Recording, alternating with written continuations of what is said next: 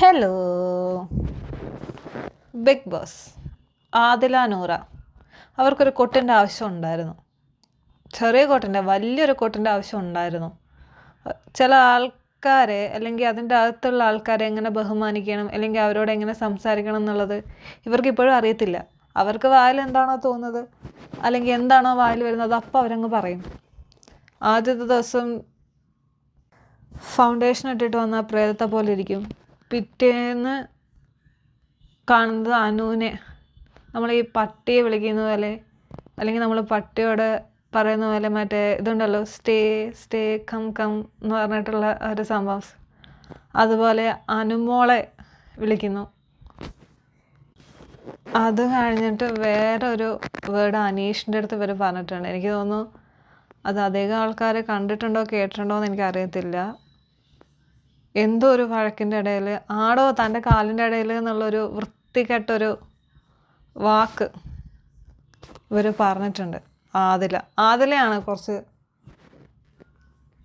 ആൾക്കാരുടെ അടുത്തൊരു ബഹുമാനം ഇല്ലാത്ത ഒരു വൃത്തിയുടെ രീതിയിൽ സംസാരിക്കുന്നത്. ഇപ്പം ലാലേട്ടൻ വന്നിട്ട് കാര്യങ്ങൾ ചോദിച്ചു കഴിയുമ്പം അതിൽ അവർക്കൊരു ഉറച്ച തീരുമാനമില്ല.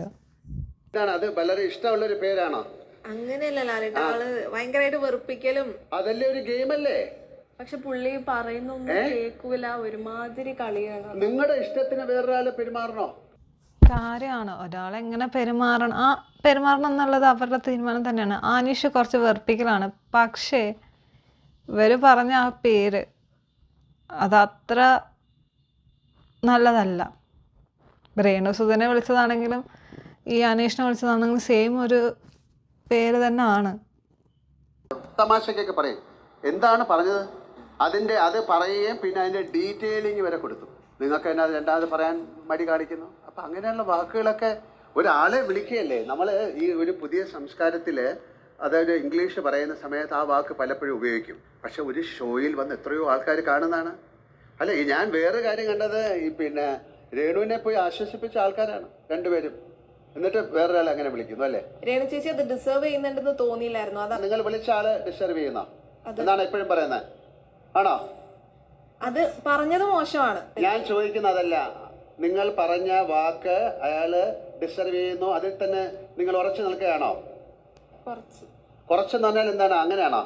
ഒരു ഫോമാറ്റില്ലേ, അങ്ങനെ ഉറച്ചു നിൽക്കുകയാണെങ്കിൽ അതിന് അടുത്ത ഞങ്ങൾക്ക് ഒരുപാട് കാര്യങ്ങൾ പറയാനുണ്ട് തിരിച്ചും. അനീഷ്, അവർക്ക് തന്നെ അവർ പറഞ്ഞതിൽ ഉറച്ചു നിൽക്കണമെന്ന് അറിയത്തില്ല. എന്തേലും പറയുമ്പോൾ ഇളിച്ചുകൊണ്ട് നിൽക്കും എന്നല്ലാണ്ട് എനിക്കറിയത്തില്ല ഇവരെന്തുവാ ഉദ്ദേശിക്കുന്നതെന്ന്. ഇവരുടെ സ്വഭാവത്തിന് തന്നെ ഒരു എന്താ പറയുക, എനിക്ക് തോന്നിയ പോലെയാണ് ഞാൻ സംസാരിക്കുന്നത് എന്നുള്ളൊരു മൈൻഡ് സെറ്റാണ്. അങ്ങനെയാണ് ഇത്രയും ദിവസത്തെ ഇതിൽ കണ്ടുകൊണ്ട് വരുന്നത്. ഓരോരുത്തരെയും ബഹുമാനമില്ലാതെ സംസാരിക്കുക, അവർക്ക് തോന്നുന്ന പോലെ സംസാരിക്കുക, ഇങ്ങനെയാണ് അവർ ചെയ്യുന്നത്. അവർക്ക് തോന്നുന്ന രീതിയിൽ അവർ പെരുമാറിക്കോട്ടെ, പക്ഷേ നമ്മുടെ കൂടെയുള്ള ഒരാൾക്കാരെ റെസ്പെക്റ്റ് ചെയ്യാൻ പഠിക്കണം. അതവർക്കില്ല. ശരി, എന്നാൽ നിങ്ങൾക്ക് എന്താ തോന്നിയെന്ന് വെച്ചാൽ നിങ്ങളും കൂടെ പറ.